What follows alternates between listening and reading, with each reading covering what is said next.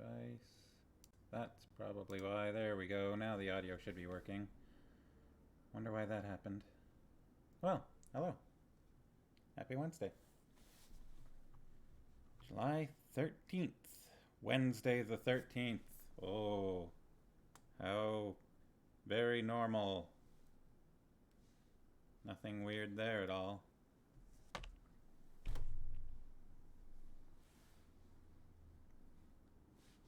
Who's here? Farmhouse is here. The Sharkies were... Doot, doot, doot, doot. Doot, doot, doot, doot. Alright.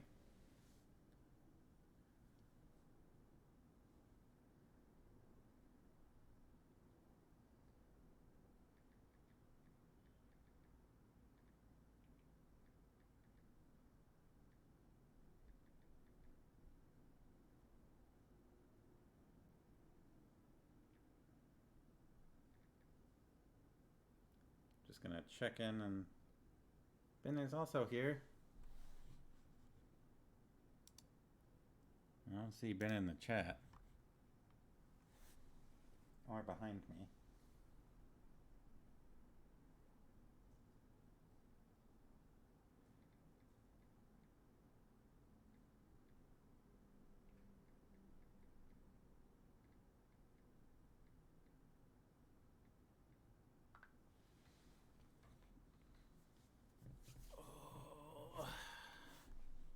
I'm a bit sore.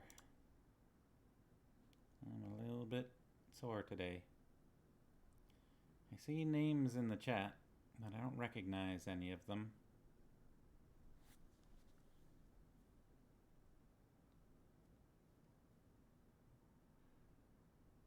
And I am not used to being able to tell what names are actually people and which ones are just the bots that seem to float around Twitch for some reason. Really not sure what the purpose of those are.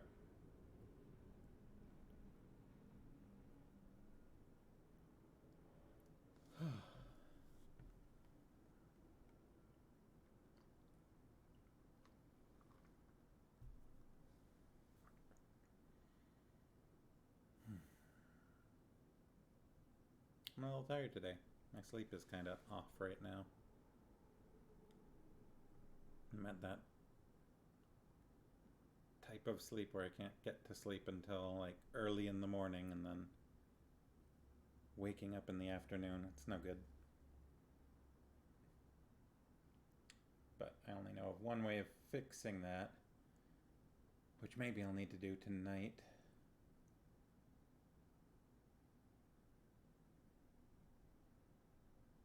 I really need to go to like a sleep therapist or something like that. I don't know if they'd have any anything helpful for me or not, though. It's really the main reason that I haven't done that. Oh! Hello, Sharkies! Back from camping! So you had, what, a 3-day camping trip? Is that right? That sounds fun. Where'd you go? Books, Brews, and Booze is raiding! Ah, it's a books raid! Hey! Welcome the BBAB club. Golden Ears and Maple Ridge, very nice. Yeah, we have not yet made any plans to go camping this year. We've been so busy with just everything. But, you know, selling our house and things like that. Perfect weather for it. Yeah, no kidding. Hey, BBAB club. Books, Brews, and Booze. How's it going? What's new? How did your Sherlock reading and kitchen ASMR did I see? How did that go? I haven't started reading yet, but we will be continuing with Magician's Gambit today, which we're, probably about a quarter of the way into. Gorgeous, but actually allowed to have a fire. That's actually really nice. It's so disappointing these years where, you know, the weather has been awful and then like awful because it's been too hot and there have been fires and things like that, and then you go camping and you can't have a campfire because it's not safe. And it's just like, what's the point in going camping if you can't have a campfire? It's such an integral part of the experience. Got to be able to roast marshmallows, right? Got to be able to make s'mores, roast hot dogs. I don't know. So I always feel slightly disappointed with those camping trips where you can't have a campfire. So it's very nice that you were able to. You finished the Boscombe Valley Mystery. We'll start the 5 orange pips next stream. The Boscombe Valley Mystery. I don't know if I've even heard of that one. Farmos remembers the orange pips being interesting. Chucky did his best Dernick impression and made a lot of campfires. Yeah, Dernick does seem to be kind of an arsonist. Okay, actually, since we've got a bunch of folks here right now, I need your help. I have talked to a friend of mine that is an artist about making some emoticons, emoji, what have you, some emotes for the chat. So let's do a little brainstorming. I'm going to make a list. So we definitely need an angst button. And also, if you have any descriptions for these, if you think that they should look a particular way, feel free to mention that as well. Serious Rain, the Belgariad books have chess terms in their titles? Yes. Well, yeah, mostly. Let's see. Magician's Gambit is one of the ones where it's like, Gambit is technically it's a chess term, kind of. It's not specifically. Pawn of Prophecy, yeah, obviously. Queen of Sorcery, queen is a chess piece. Castle of Wizardry also is like, I guess, you could consider like the rook piece, or there's the castling maneuver. So that's like kind of chess related. It feels a little off to me. And then the only one that like really doesn't feel like a chess term to me is Enchanter's Endgame. Like Endgame? Is Endgame really a chess term? I don't know. That one doesn't quite fit in my mind, but maybe it is. I'm not very involved in the chess scene. I played a little bit in high school when I was younger, but endgame, I don't know, is that a chess term? That seems sort of vague enough that I am uncertain about it.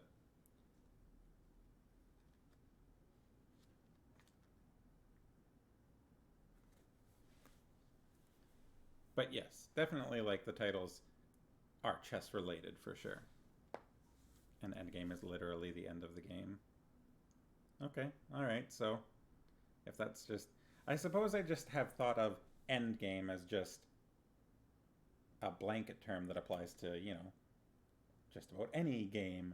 But I suppose if it is specifically used in chess vernacular, then that's fair enough. Also, welcome to the chat. Thanks for joining us. Have you read the Belgariad before? But anyways, back to what I was talking about. Emotes for the chat. We need an angst button, which should probably... I don't know, what color should it be? Because by default I thought, big red button. But is red really the angsty color? Farmos thinks there should be a bingo. And Hank. Should the Hank one be a goose, like a goose with a wizard hat that says Hank? I don't know if that would be too much to pack into. Because the Twitch emotes are pretty small. Right? I'm going to just throw in a PogChamp here for reference. That takes up, I think, about as much space as they can.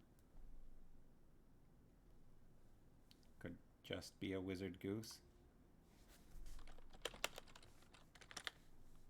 I suppose there could be two separate ones. I don't know how many emotes I can make by default, because we could have a Hank and a wizard goose.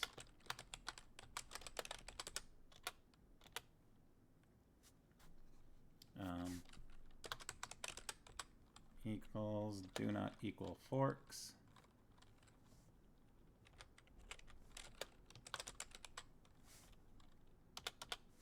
And Binnabic. Binnabic needs to be a emote. Oh, Binnabic, I gotta summon Bin. What's the question? What's the angstiest color? Yes.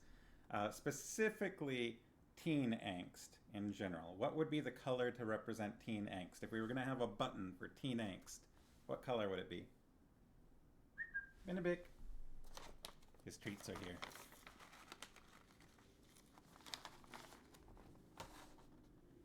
For anyone new to the channel, this is Bin. Binnick. Oh, he's a little low down. Look at this pup. Very good boy.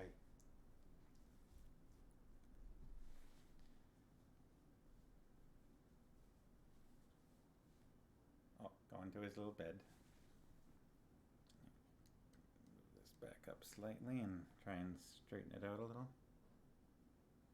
Oh, he's digging. Oh, and Bard, yes. We need a Bard button for sure. Now, what should the Bard emote look like? Should it just be the word Bard? Or should we try and jazz that up in some way? Expression Moves thinks red and black. That was the sign of all the anarchy symbols teenagers drew. Sharkies always picture angst as just the one word, but with the 60s era Batman style and dialogue zigzag around it. Oh, I got you what you mean. So you don't think it should be an angst button. You think it should literally just be angst and like a pow. He is a handsome pup. You are a handsome pup. If I shift slightly, you can see the pup and the pup. Look at that. 1, 2. 1, 2. Wait, 1, 2. 1, 2. Spokesperson Bruce thinks pow angst. Alright, okay. Well, that is totally fine with me.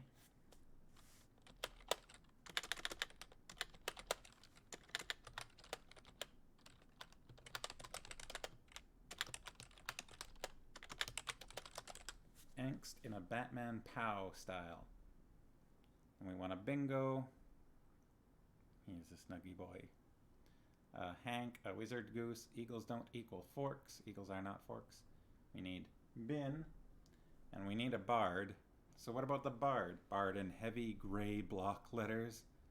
The word bard, but as grim looking as possible.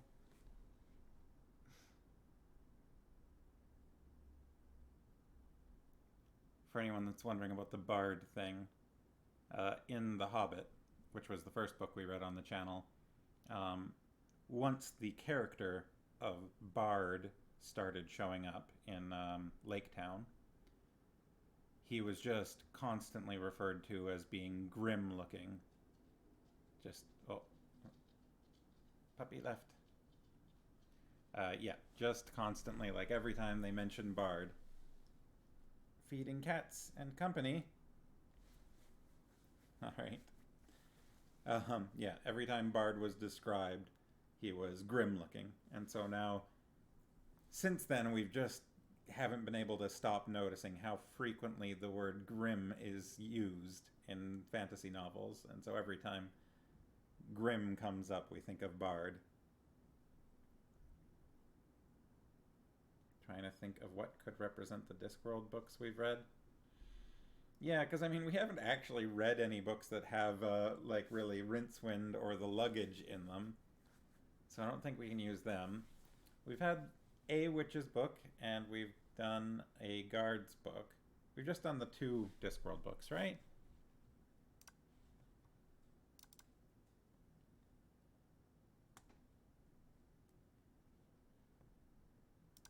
Pretty sure. Yeah. So 1 guard's book and 1... I mean, we could do some kind of dragon emoji. Dragon emote. I like dragons, obviously.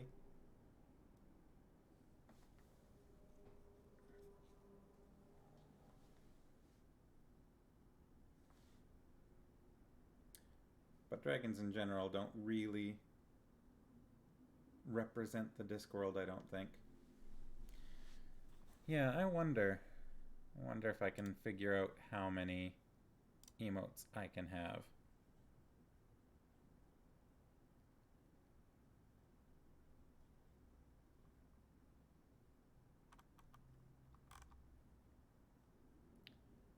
So let's see. I think currently I can have 5 emotes that everyone can use. And then I think I can have 5 emotes that are available to subscribers. So depending on how they're sorted, currently I can basically have a total of 10, I think, emotes available. But 5 of them I believe are going to be subscriber only. That reminds me, I wonder...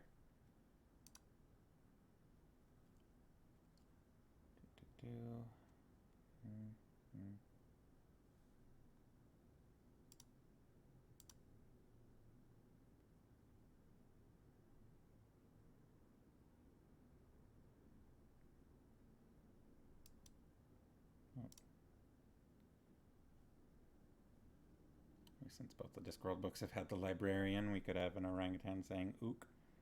That's a possibility. Gotta make them Sharkies a moderator. Don't know why I haven't done that before. And how do I...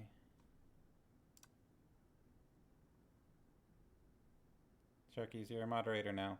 Use this power responsibly.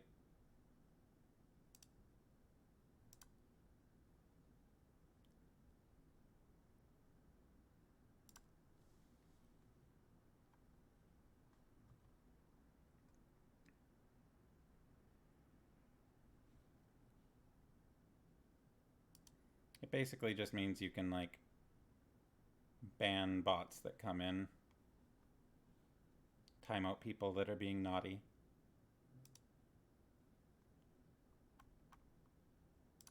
But, you know, try not to abuse it.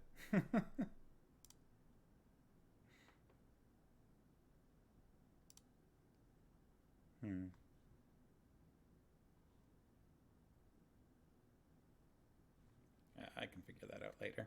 Whatever.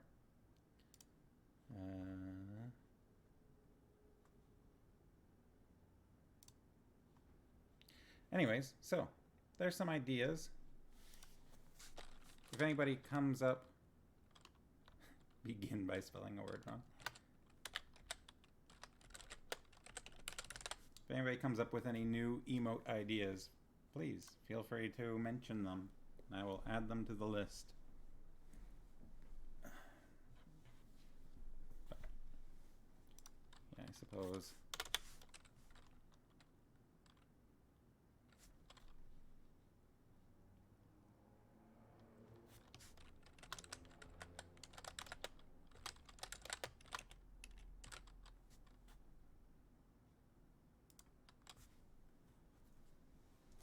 Alright, so we had chapter 8. It was quite the chapter, huh?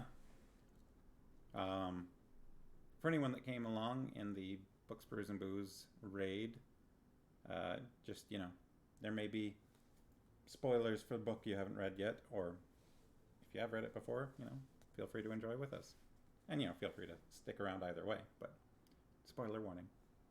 Anyways, yeah, Chapter 8 was slightly emotional, wasn't it? 7 and 8, really, but mainly Chapter 8. Because they have, our party of adventurers had exited the haunted land of Maragor. Death saying hello. Yeah, that could work. I'll add that as a thought.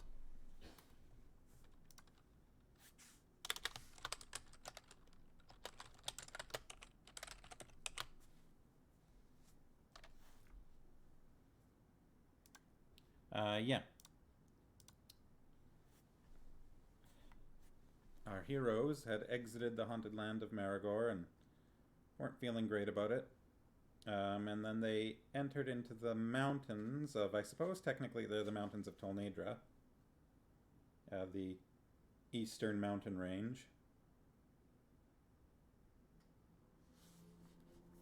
So on our map down here, they were around here in Maragor. They headed up this way into the mountains around here-ish. And yeah, they're in this region of mountains right in here. So north of Maragor, south of the Vale of Aldor, east of Tolnedra.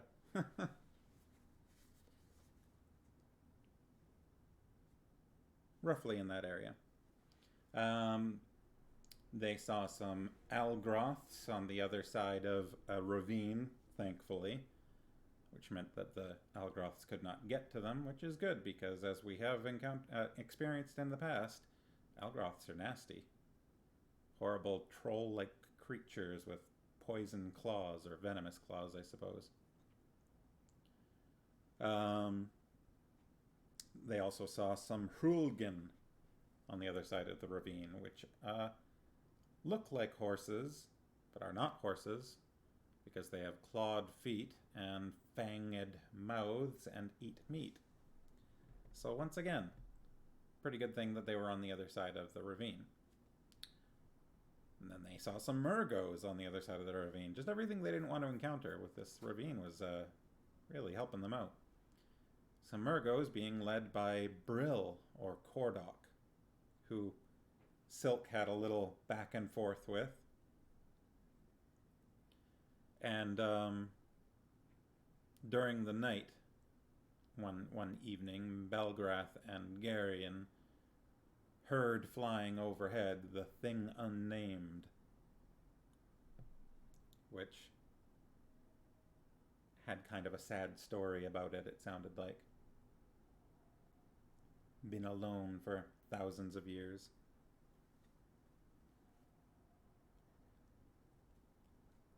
And then they were up in the peaks of the mountains, and a blizzard was rolling in, and one of the horses, one of the mares, was very close to giving birth to a baby horse, to a colt, to a foal.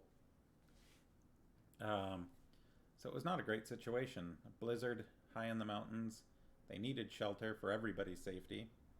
And Garion somehow remembered. I don't know if remembered is the correct term, but was aware that there was a cave nearby. Nobody else seemed to know about it, and Garion led them to said cave, which had a large iron door blocking it, which Garion was able to open at a touch of his palm. He led them inside the cave. There was a huge table, taller than any of them, set with fruit that Silk had never seen before and had to be discouraged from sampling.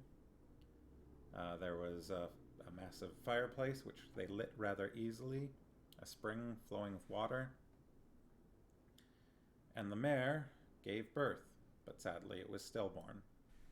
And then Garion, against everybody's, well, against Aunt Pole's warnings, put his hands on the colt on the foal and brought it back to life, which seemed like quite the momentous event. So, that's where we left off. That's where we finished chapter 8. Interesting in a few ways. Like just a few unusual things there. First of all, nobody knows how Garion knew the cave was there, not even Garion. Belgarath said that the cave is where the gods met when they were in the process of creating the world and everything in it. So, the massive table would have been where they sat. And the fruit, I suppose, is for them, for the gods. So that's unusual. Also, yeah, and then the new horse was all nudge, nudge, hello, I love you in horsey ways to Garion. Yeah. And the other sort of interesting thing there was, well, Garion bringing the horse back to life, because Aunt Pole said it was not possible to do. And she hasn't really often been just flat out wrong about almost anything before. She's had opinions which are questionable, such as not really putting much stock in reading and writing. But she hasn't really stated anything as a fact, I think, before that has been just wrong. Which implies that nobody has ever done what Garion just did. And, you know, that anyone who Aunt Pole is aware of that practices magic would think that what he did was probably impossible. So, some interesting little bits came up in that chapter. Yeah. So it's nearly 7:30 my time. Why don't we get started on chapter 9? Everybody ready? Actually, I have one other question, because we're in the process now of selling our house, so I'm going to be eventually moving and needing to get a new streaming setup wherever we move into. And part of that is probably going to be a second camera. If we ever want to read some comics or something like that, I could have a camera pointed at the comic page. But if we're not reading comics, would people want me to have a camera pointed at the book that I'm reading, like so that you can see the page while I'm reading it? Would that be something people would appreciate, or would that just be distracting, do you think? Because the other question then is, if I do that, do I want the larger, because, I could have like a little screen down here, and that could either be the book, but, depending on how we do it, that's not necessarily going to be very readable, or the book could take up the entire screen with just, me down here or something like that. Just green screen out my background or something. Sharkies enjoy having a physical copy. I can see how a second camera would be great for comics. Yeah. Well, something to think about. We could figure it out later on. It's not going to be until after I've moved anyways. So I'm going to get started on chapter 9. Chapter 9. Oh, chapter 9. Oh, look at that. Wow. Wowie, wow, wow, wowzers. Ready? Page 96. Out of how many pages is this book? 305? 96 out of 305. So actually almost a third of the way through.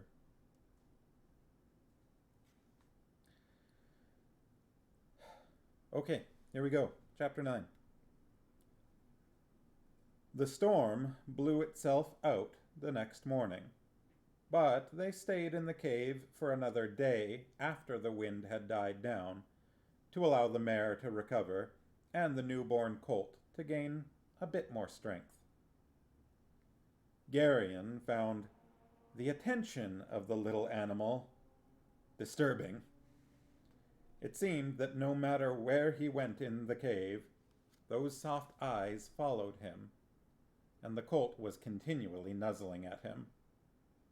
The other horses also watched him with a kind of mute respect. All in all, it was a bit embarrassing.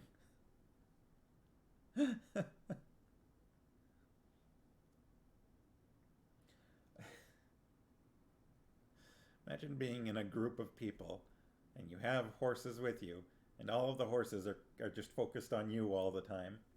I can see how that might be a little embarrassing. Maybe. Also, it might be a little weird to be embarrassed by that, though. I don't know. Rotate that a little. Horse groupies. Baby horse hero worship. Yeah. On the morning of their departure, they carefully removed all traces of their stay from the cave. The cleaning was spontaneous, neither the result of some suggestion or of any discussion, but rather was something in which they all joined without comment. "The fire's still burning," Dernick fretted, looking back into the glowing dome from the doorway as they prepared to leave. "It will go out by itself after we leave," Wolf told him. "I don't think you could put it out anyway, no matter how hard you tried." Dernick nodded soberly. "You're probably right," he agreed. "Close the door, Garyon," Aunt Pole said after they had led their horses out onto the ledge outside the cave. Somewhat self-consciously, Garyon took hold of the edge of the huge iron door and pulled it. Although Barak, with all his great strength, had tried without success to budge the door, it moved easily as soon as Garyon's hand touched it. A single tug was enough to set it swinging gently closed. The two solid edges came together with a great, hollow boom, leaving only a thin, nearly invisible line where they met.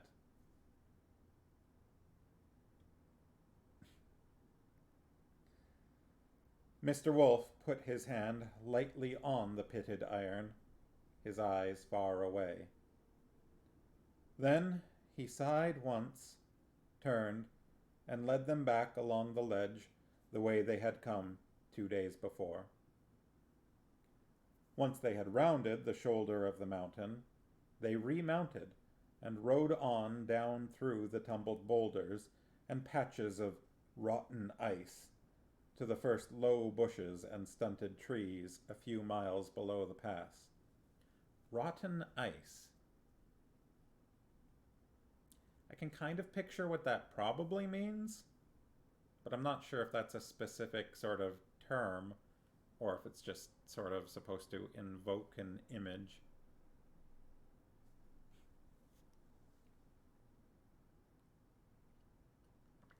Sludgy? Yeah. I mean, they're up in the mountains, so it's not like, it's not like it's going to be filthy ice like you get along roadways or anything like that, right? The only ones up there are them. Or says freezer burnt looking. Yeah, maybe.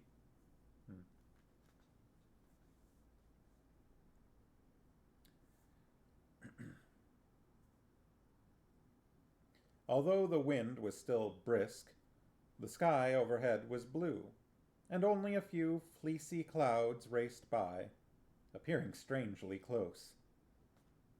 Garyon rode up to Mr. Wolf and fell in beside him. Got some interesting ways to describe weather. It's not spicy. It's not spicy ice. Not that we know of anyways. Spicy ice. Garyon rode up to Mr. Wolf and fell in beside him. Cats have all been fed. Yay! His mind was filled with confusion by what had happened in the cave, and he desperately needed to get things straightened out. "Grandfather," he said. "Yes, Garyon," the old man answered, rousing himself from his half-doze. Mr. Wolf always sleeping in the saddle when, something important isn't happening. Why did Aunt Pole try to stop me? With the colt, I mean. Because it was very dangerous, the old man replied. Very dangerous. Why dangerous? When you try to do something that's impossible, you can pour too much energy into it. And if you keep trying, it can be fatal. Fatal? Wolf nodded. You drain yourself out completely, and you don't have enough strength to keep your own heart beating. I didn't know that. Garion was shocked. Wolf ducked as he rode under a low branch. Obviously. Don't you keep saying that nothing is impossible? Within reason, Garion. Within reason.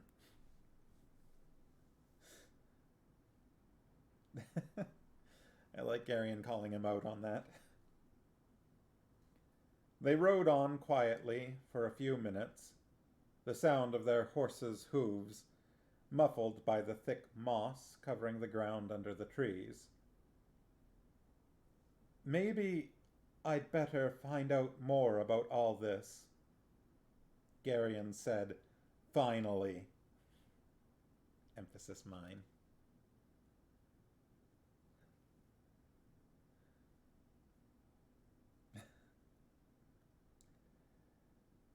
That's not a bad idea. What was it you wanted to know? Everything, I guess. Mr. Wolf laughed. That would take a very long time, I'm afraid. Garion's heart sank. Is it that complicated? No. Actually, it's very simple. But simple things are always the hardest to explain. That doesn't make any sense, Garion retorted, a bit irritably. Oh? Wolf looked at him with amusement. Let me ask you a simple question, then. What's 2 and 2? 4, Garion replied promptly. Why? Garion floundered for a moment. It just is, he answered lamely. But why? There isn't any why to it, it just is. There's a why to everything, Garion. All right. Why is 2 and 2 4, then?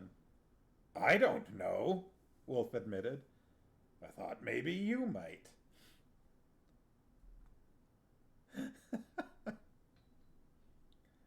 They passed a dead snag, standing twisted and starkly white against the deep blue sky. Are we getting anywhere? Garion asked, even more confused now. Actually, I think we've come a very long way, Wolf replied. Precisely what was it you wanted to know? Garion put it as directly as he knew how. What is sorcery? I told you that once already. The will and the word. That doesn't really mean anything, you know. All right, try it this way. Sorcery is doing things with your mind instead of your hands. Most people don't use it because, at first, it's much easier to do things the other way. Garion frowned. It doesn't seem hard. That's because the things you've been doing have come out of impulse. You've never sat down and thought your way through something. You just do it. Isn't it easier that way? What I mean is, why not just do it and not think about it? Because spontaneous sorcery is just third-rate magic, completely uncontrolled. Anything can happen if you simply turn the power of your mind loose. It has no morality of its own. The good or the bad of it comes out of you, not out of the sorcery. You mean that when I burned Asherak, it was me, and not the sorcery? Garion asked, feeling a bit sick at the thought. Helicopter.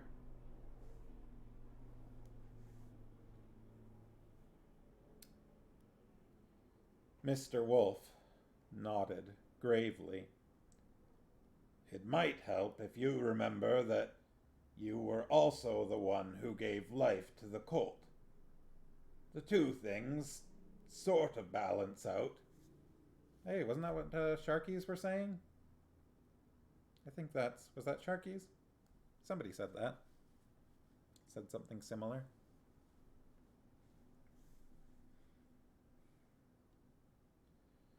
Garion glanced back over his shoulder at the colt, who was frisking along behind him like a puppy.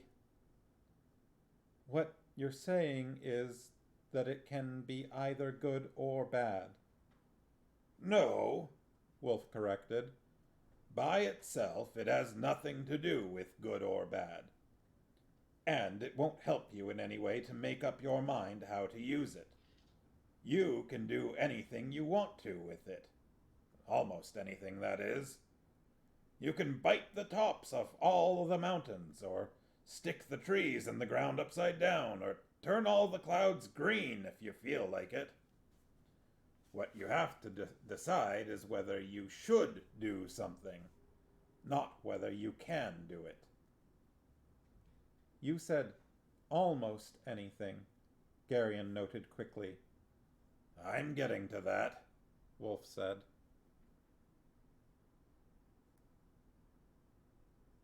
It may have been Mrs. Sharkey saying previously that they balance each other out. Sorcery is true neutral. Sorcery is a tool.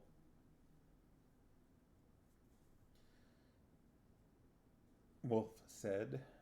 He looked thoughtfully at a low-flying cloud, an ordinary-looking old man in a rusty tunic and a gray hood looking at the sky. There's one thing that's absolutely forbidden. You can never destroy anything. Not ever. Garion was baffled by that. I destroyed Asherak, didn't I? No, you killed him. There's a difference. You set fire to him, and he burned to death. To destroy something is to try to uncreate it. That's what's forbidden. What would happen if I did try? Your power would turn inward on you, and you'd be obliterated in an instant.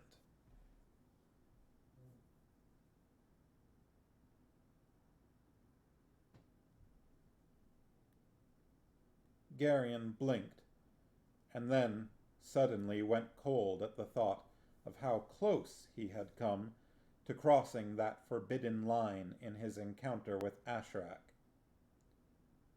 How do I tell the difference? He asked in a hushed voice. I mean, how do I go about explaining that I only meant to kill somebody and not destroy him? It's not a good area for experimentation, Wolf told him. If you really want to kill somebody, stick your sword in him. Hopefully you won't have occasion to do that sort of thing too often.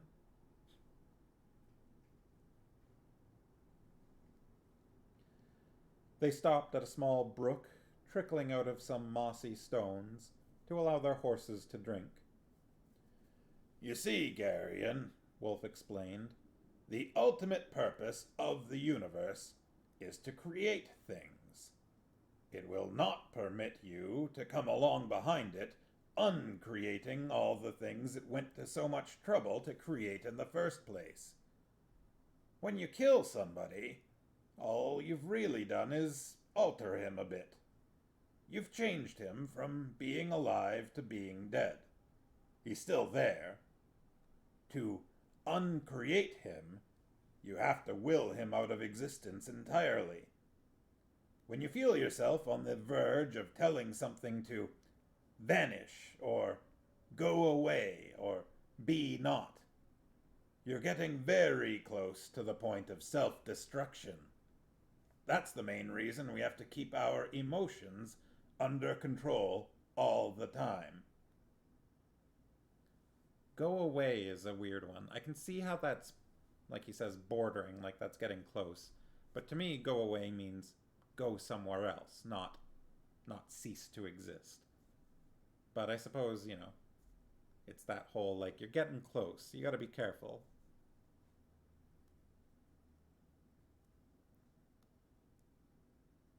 The horses might be the new experts at staring at Garion. You're saying Sinedra's got some competition?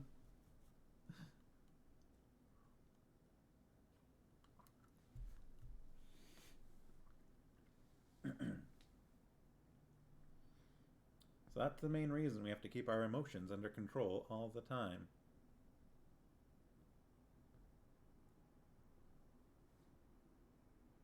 Ooh, which game was that? Was that the Roman game?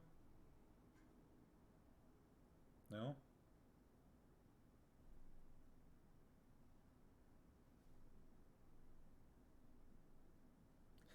Eat some hay. Eat some hay. Hay. Harrian. Garion.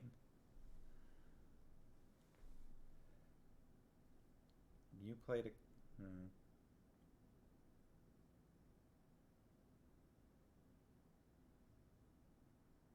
Was that my Dragonborn Paladin?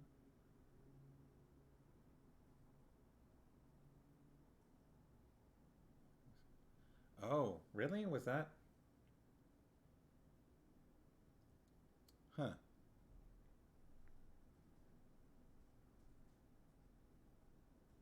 I forgot that particular detail. I knew there were lots of other things, but I had forgotten that particular detail.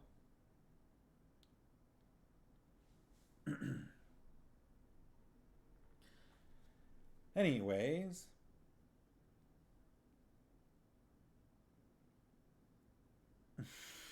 This is how they'd get to Harrian. And she says, it's a horse. What do they know? Good answer. Very solid.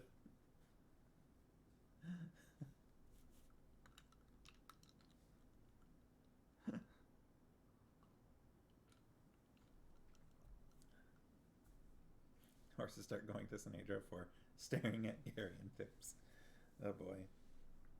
Alright, so main reason we have to keep our emotions under control all the time. I didn't know that, Garion admitted. You do now. Don't even try to unmake a single pebble. A pebble? The universe doesn't make any distinction between a pebble and a man. The old man looked at him somewhat sternly. Your aunt's been trying to explain the necessity for keeping yourself under control for several months now, and you've been fighting her every step of the way. Garion hung his head. I didn't know what she was getting at, he apologized. That's because you weren't listening. That's a great failing of yours, Garion. I mean, I kind of feel like Garion's listening all the time, but I suppose there's different types of listening. Hettar would be in an awkward place as a translator. I don't know, I feel like the horses would be like, hey Hettar, can you ask Sinedra a question for me? And he'd be like, what question? And they'd explain, and he'd be like, no.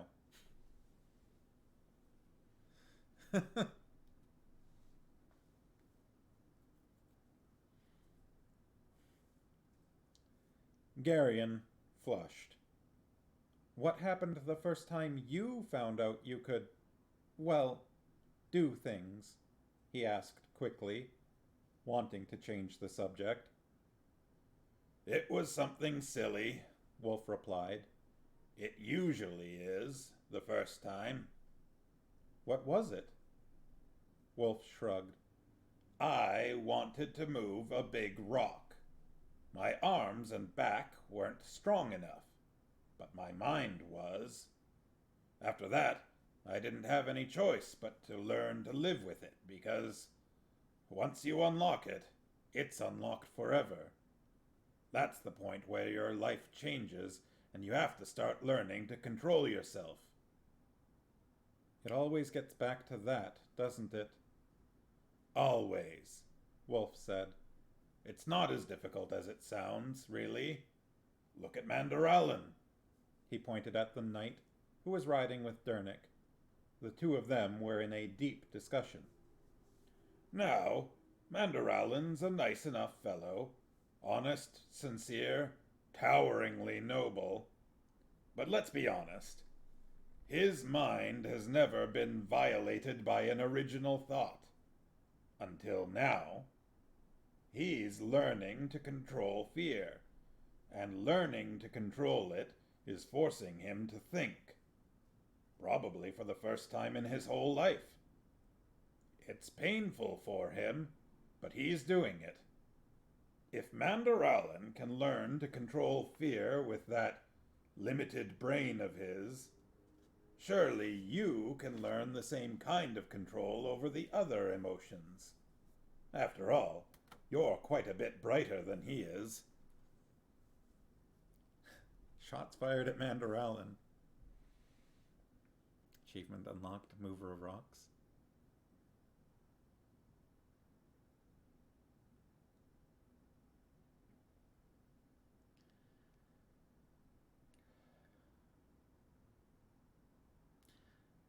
I don't disagree with what you're saying about how Mr. Wolf is being, but also this is like literally life and death. Like, Garion didn't listen to his aunt for reasons, but in not listening to her, he could have easily just destroyed himself at some point. You know? Random encounter with a Murgo, gets afraid or angry, and poof. No more Garion. So I think Mr. Wolf being harsh is, it's probably not an entirely bad thing. Because it is important for Garion to learn to control this stuff. And, like, yeah, to be fair, Aunt Pole was really bad about trying to get that point across before. Like, I don't disagree with that at all, but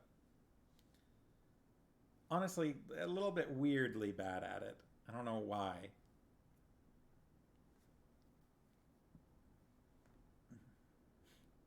Sensitivity training. Yeah, it's so odd because as we've seen in like every other instance, she is usually quite good at that. You know, she's frequently comforting whoever needs it. Recently it's been Sinedra, but there's been times where she was helping with Barak or Hettar or, you know, anyone that really needs that attention. And then when Garion needed it in a very important way, for some reason she just suddenly forgot how. That was an odd thing. Not sure what was up with that. Anyways. Silk, who had been scouting ahead, came riding back to join them. Belgarath, he said, there's something about a mile in front of us that I think you'd better take a look at. All right, Wolf replied. Think about what I've been saying, Garion. We'll talk more about it later. Then he and Silk moved off through the trees at a gallop. Garion pondered what the old man had told him. The one thing that bothered him the most was the crushing responsibility his unwanted talent placed upon him. The colt frisked along beside him, galloping off into the trees from time to time, and then rushing back, his little hooves pattering on the damp ground. Frequently, he would stop and stare at Garion, his eyes full of love and trust. "Oh, stop that," Garion told him.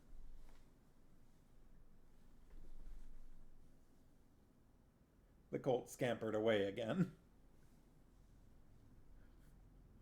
Just the description, like, oh, he loves him so much. Cut it out.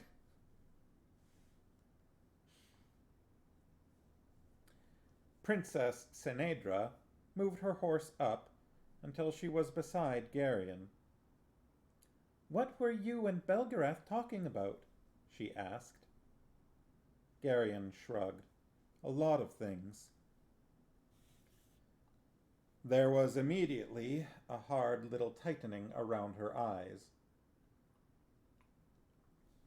Maybe Geryon needs some sensitivity training. Yeah. Could probably benefit. In the months that they had known each other, Geryon had learned to catch those minute danger signals. Something warned him that the princess was spoiling for an argument.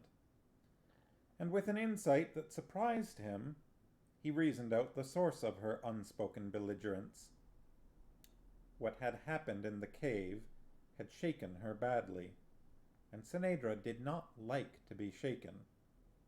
To make matters even worse, the princess had made a few coaxing overtures to the colt, obviously wanting to turn the little animal into her personal pet. The colt, however, ignored her completely, fixing all his attention on Geryon, even to the point of ignoring his own mother unless he was hungry. Senedra disliked being ignored even more than she disliked being shaken. Glumly, Geryon realized how small were his chances of avoiding a squabble with her.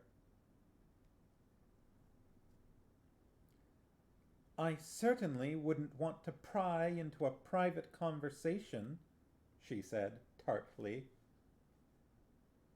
It wasn't private. We were talking about sorcery and how to keep accidents from happening. I don't want to make any more mistakes. She turned that over in her mind, looking for something offensive in it. His mild answer seemed to irritate her all the more. I don't believe in sorcery, she said flatly. In the light of all that had recently happened, her declaration was patently absurd. Patently? And she seemed to realize that as soon as she said it. Her eyes hardened even more. Geryon sighed. All right, he said with resignation. Was there anything in particular you wanted to fight about, or did you just want to start yowling and sort of make it up as we go along? Yowling? Her voice went up several octaves. Yowling? Screeching, maybe? He suggested as insultingly as possible. As long as the fight was inevitable anyway, he determined to get in a few digs at her before her voice rose to the point where she could no longer hear him. Screeching? She screeched. When even the narrator gets in on it. The fight lasted for about a quarter of an hour before Barak and Aunt Pole moved forward to separate them. On the whole, it was not very satisfactory. Geryon was a bit too preoccupied to put his heart into the insults he flung at the tiny girl, and Senedra's irritation robbed her retorts of their usual fine edge. Toward the end, the whole thing had degenerated into a tedious repetition of spoiled brat and stupid peasant, echoing endlessly back from the surrounding mountains.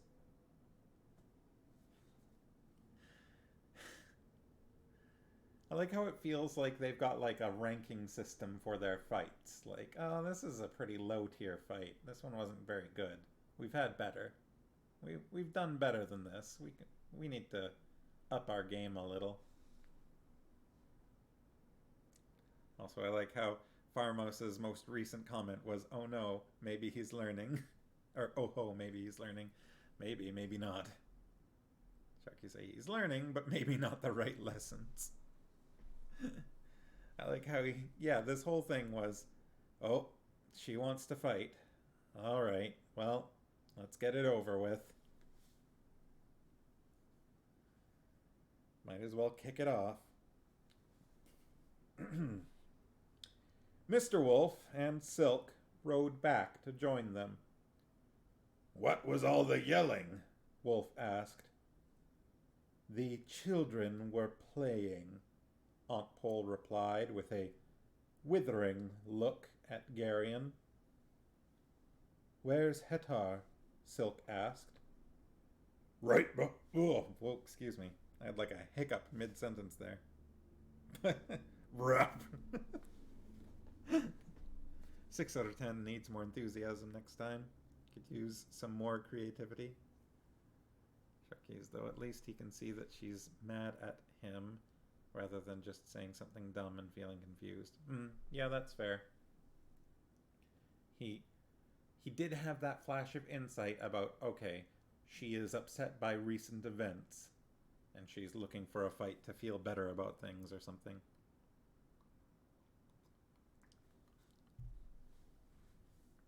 All right. Let me try that again. Where's Hettar? Silk asked.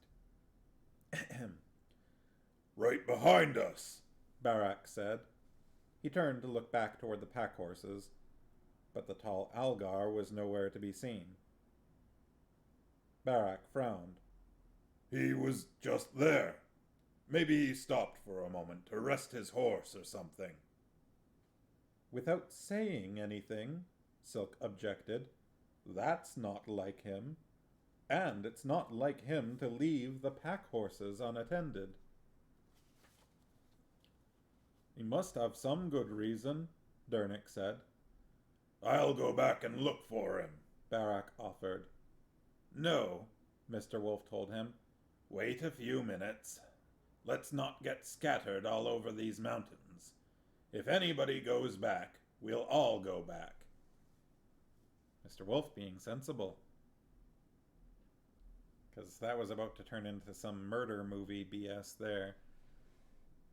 One person vanishes, someone else goes off to look for them. Don't split the party. They waited. The wind stirred the branches of the pines around them, making a mournful, sighing sound.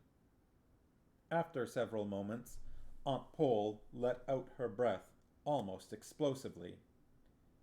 He's coming. There was a steely note in her voice. He's been entertaining himself. From far back up the trail, Hettar appeared in his black leather clothing, riding easily at a loping canter with his long scalp lock flowing in the wind. He was leading two saddled but riderless horses. As he drew nearer, they could hear him whistling, rather tunelessly, to himself. I think it's more of a, like that. Like, he's coming. He's been entertaining himself. What have you been doing? Barak demanded. There were a couple of Murgos following us, Hettar replied, as if that explained everything.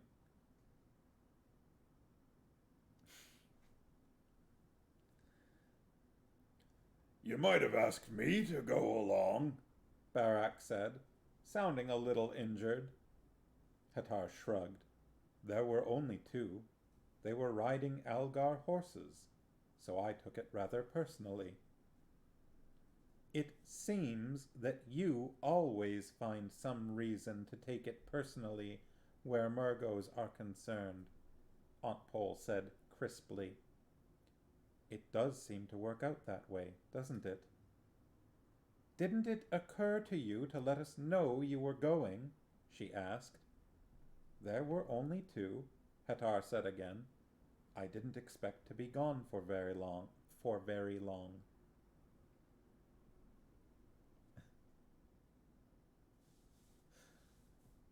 She drew in a deep breath, her eyes flashing dangerously.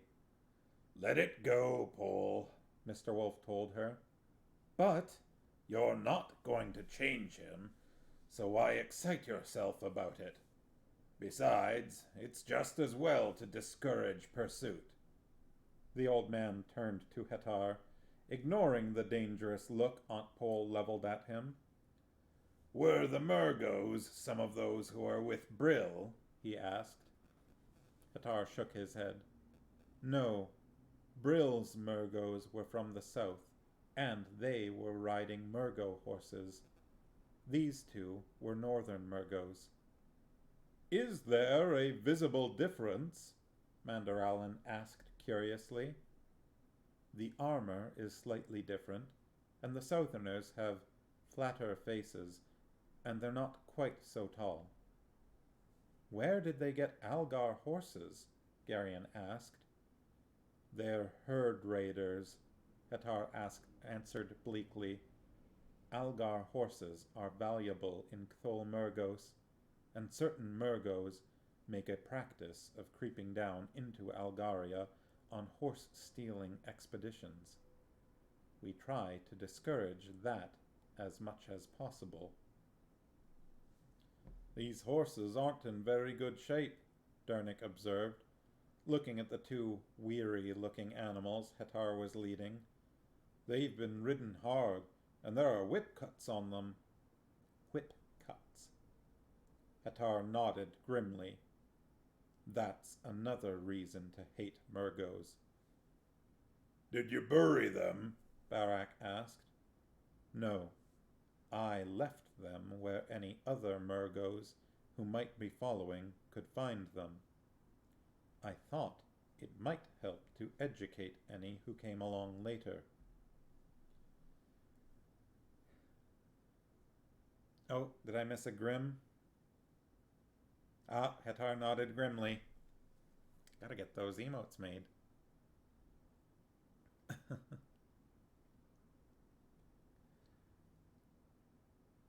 Already used bleakly, yeah. Yeah, bleak and grim.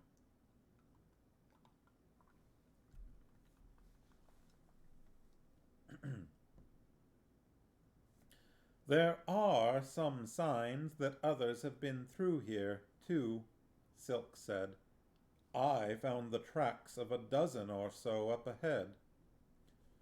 It was to be expected, I suppose, Mr. Wolf commented, scratching at his beard. Ktuchek's got his Grolims out in force, and Tar Urgas is probably having the region patrolled. I'm sure they'd like to stop us if they could. I think we should move on down into the Vale as fast as possible. Once we're there, we won't be bothered anymore. Won't they follow us into the Vale? Dernick asked, looking around nervously. No, Murgos won't go into the Vale, not for any reason. Aldur's spirit is there, and the Murgos are desperately afraid of him. Interesting. The word spirit is capitalized. Aldor's spirit, I mean both Aldur and spirit are capitalized, but it seems odd that the word spirit would get that treatment. Aldur's spirit is there, and the Murgos are desperately afraid of him. How many days to the Vale? Silk asked. 4 or 5 if we ride hard, Wolf replied. We'd better get started then. Grim is kind of like the Wilhelm scream of fantasy writing.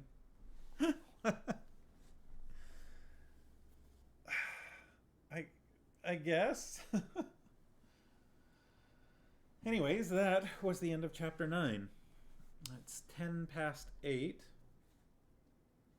And we're on chapter 10, which is looks like about 12 pages long.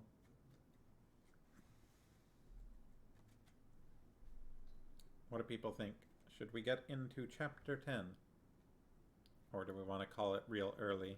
Because we've only been reading for about 40 minutes tonight. I'm fine either way, so I mean, I'm a little tired, but I'm good to continue. Though 12 pages isn't, it's kind of an average count, I guess, for these chapters.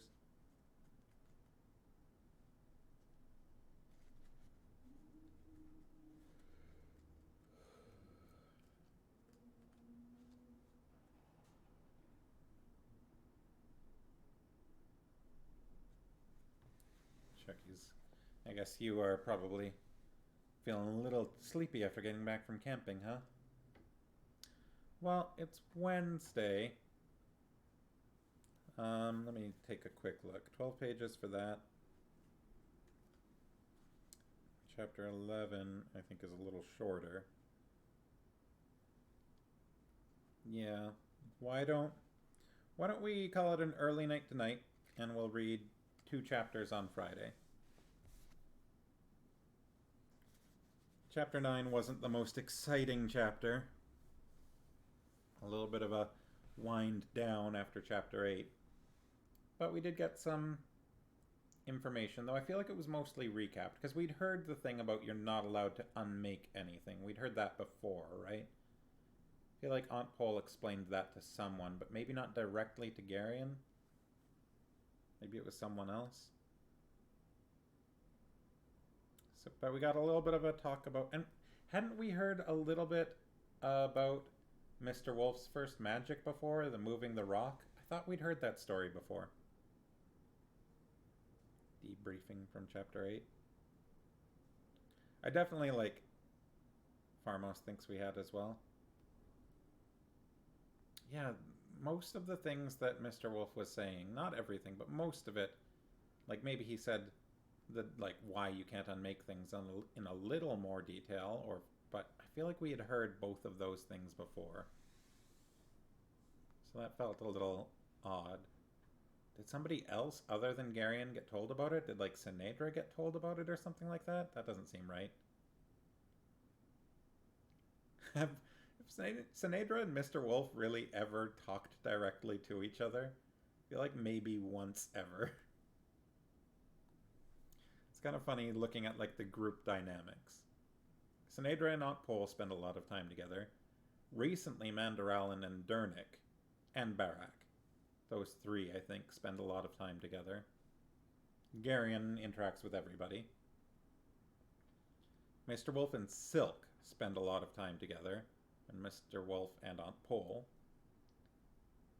But not many others interact very much with Mr. Wolf, I don't think, other than Garion, of course. Like Durnick, I don't think ever really talks to Mr. Wolf. Mandaralin and Mr. Wolf don't really communicate much. A little, but not much. Yeah. Kind of wish we had some insight into how Sinedra took Garion's magic at the time. Well, she doesn't believe in magic. I like that exchange between them in this chapter. Like, just, she was just being kind of ridiculous. And they both seemed aware of that fact. Like, I don't believe in magic, despite all of the magic that has been blatantly obvious recently. Got her feelings about the horse afterwards, but yeah, that's true. We don't really, we get her perspective for a few chapters at a time. But, I mean, you know, that's kind of just like anybody else. Otherwise, we only really see reactions, and we didn't really see almost any reactions when it happened. since her opinion of Garion is about his importance as a person. Yeah, that's tricky. She doesn't care. She mostly doesn't seem to care too much about deeds, actions, and more about how people are perceived by other people. And even then, only in like the official sense. So there's, looking out the window over here, there's a house across from us. The sunlight's coming this way, and I guess it's reflecting off windows or something, and it kind of, the reflection on the other house looks like a dinosaur's head. Wonder if I can take a picture of it, because it's really funny looking to me.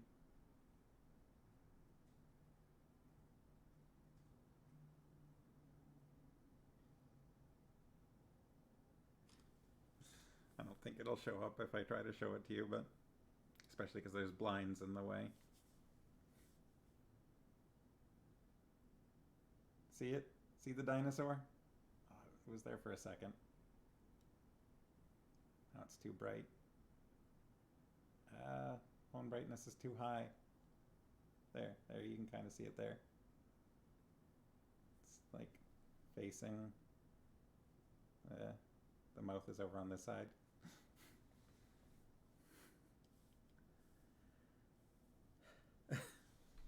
But anyways, yeah. The chapters where we get Sinedra's perspective are kind of fun, where they're from her point of view. They are, I don't know, just because they're such a change of pace and like chomp. And I don't know, sometimes the way she thinks about things is just sort of funny. But I feel like I don't think they happen very frequently. I think we get like a few of them per book from this point. A few Sinedra centric chapters. But they seem to mostly come like at the beginning of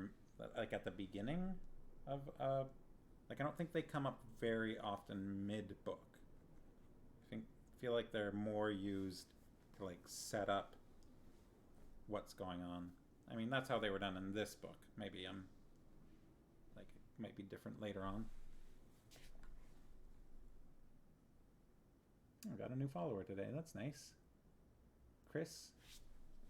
Is Chris in the chat still? I don't see a Chris in the chat. Oh well. Anyways, yeah. So, I'm gonna call things there. Slightly Stupid Bear is playing No Man's Sky right now. If I want a chapter isn't from her perspective earlier, it came out in her conversations. That's true. Yeah, that's one way to do it. And that's how we usually get other people's feelings. Like when we had Dernick being sort of afraid of Garion for a bit. That's how we got his view of things. Dinosaurs, nice. Had to put a dino emote in the chat. Nicely done.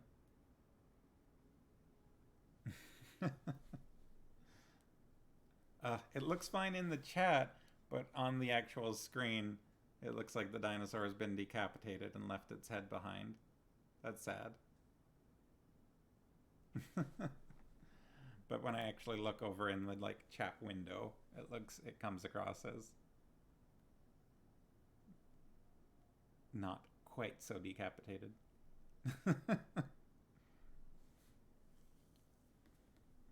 Your name is long. Anyways, yeah, so I'm gonna raid over to Bear. No Man's Sky is a fun game. You should check out what he's doing over there. It's very sort of space exploration. Lots of flying to distant planets in a very big universe. When it came out, the game had some problems, but they've done a lot of work to really make it better since then. Paleo, yes. Alright, I'm gonna start that. And then, yeah, like I said, we'll read 2 chapters on Friday at least. But I'm going to call things a little early here. I hope everybody has a good rest of the week. No Man's Sky is great. It's a lot of fun, especially with, like, it's gotten so much improved since it released, but it's also so big that it can feel a little daunting to get started.